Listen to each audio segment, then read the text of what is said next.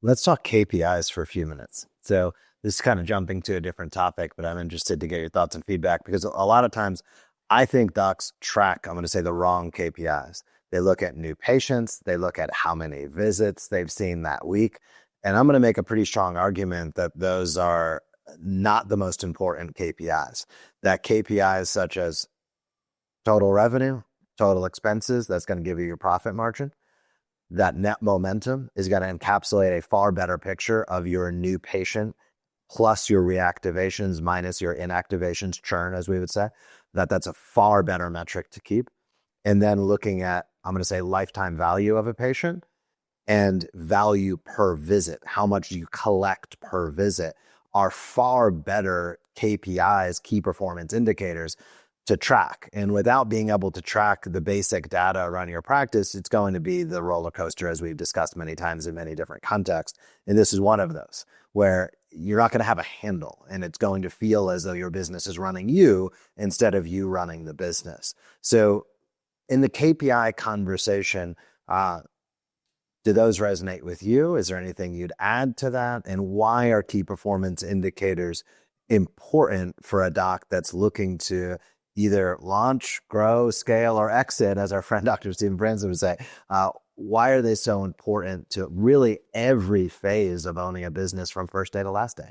You know, the story of your business is told in numbers. And you can explain in story, I'm a chiropractor and I provide these services, but the business story is told in numbers. And the business story has everything to do with, here's how much it costs us to run our business, here's how much we collect, here's the profit, that is business.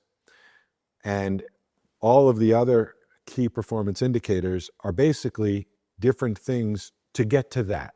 You are in business to make a profit. That is the bullseye of all of this, okay? And many people get too busy in the busyness to run a business. And so they're just running a busyness. And knowing your numbers, knowing that the goal is profit, which means how do I keep my costs as low as possible and my revenue as high as possible so that I maximize my profit, then starts reverse engineering the story that creates the story. What does that mean? Well, most of the KPIs you're referring to are what I'll refer to as outcome KPIs. So how much money we generated is an outcome. How many patients that came in is an outcome. How many missed appointments is an outcome. What I recommend, I'm not saying ignore outcome metrics, but I'm saying you're missing the power if you're not keeping an eye on action metrics that lead to outcomes.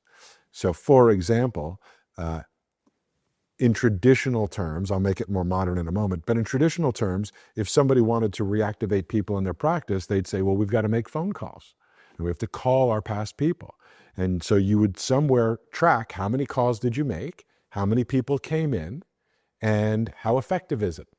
And you don't just go, well, nobody came in, so it's not effective. You go, well, maybe we need to do a better job with who's calling and what they're saying and when we're calling and how we're calling, how we're communicating, okay?